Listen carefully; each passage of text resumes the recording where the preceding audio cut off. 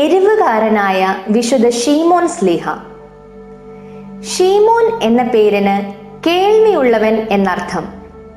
ശീമോൻ പത്രോസിൽ നിന്നും വേർതിരിച്ച് കാണിക്കുവാനായി ആദ്യത്തെ 2 സുവിശേഷങ്ങളിൽ കനാന്യൻ എന്നും എന്നാൽ ലൂക്കോസിന്റെ എഴുത്തുകളിൽ എരിവുകാരൻ ദ സെലോട്ട് എന്നും വിശേഷിപ്പിച്ചിരിക്കുന്നു. 1-ാം നൂറ്റാണ്ടിന്റെ ആരംഭത്തിൽ യൂദ എന്നൊരാളുടെ നേതൃത്വത്തിൽ റോമാക്കാർക്കെതിരായി പോരാട്ടം നടത്തുവാൻ സംഘടിക്കപ്പെട്ട ഒരു സമൂഹമാണ് എരിവുകാർ. ഇവർ ആധുനിക നക്സലുകൾക്ക് തുല്യരാണ്. ശീമോൻ ഈ സംഘടനയിൽ പെട്ടവനായിരുന്നത് കൊണ്ടാണ് ഇദ്ദേഹത്തിന് ഈ പേര് ലഭിച്ചത്.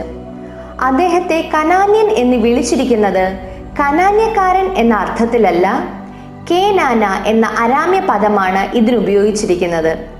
അതിൻ്റെ അർത്ഥം എരിവുള്ളവൻ എന്നാണ്. കേനാനയുടെ ഗ്രീക്ക് രൂപമാണ് സെലോട്ടിസ്. ഇതിൽ നിന്നാണ് സെലോട്സ് എന്ന ഇംഗ്ലീഷ് പദം ഉണ്ടായത്. വിശുദ്ധ ശീമോൻ സ്ലീഹ ഈജിപ്റ്റ്, ആഫ്രിക്കയുടെ മറ്റു ചില ഭാഗങ്ങൾ, സിറിയ, ബ്രിട്ടൻ എന്നിവിടങ്ങളിൽ സുവിശേഷ പ്രവർത്തനം നടത്തി.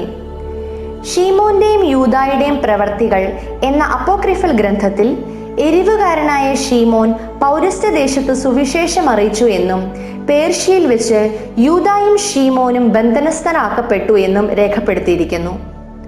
ജനങ്ങൾ തങ്ങളുടെ ക്ഷേത്രത്തിൽ കൊണ്ടുപോയി സൂര്യദേവനെ ആരാധിക്കുവാനായി നിർബന്ധിച്ചു. എന്നാൽ അത് വിസമ്മതിച്ചതിനാൽ ശിരസ് മുതൽ പാദം വരെ ശരീരം മുഴുവൻ കീറി മുറിച്ചു കൊന്നു. മെയ് 10 ഇദ്ദേഹത്തിന്റെ ഓർമ്മ കൊണ്ടാടുന്നു.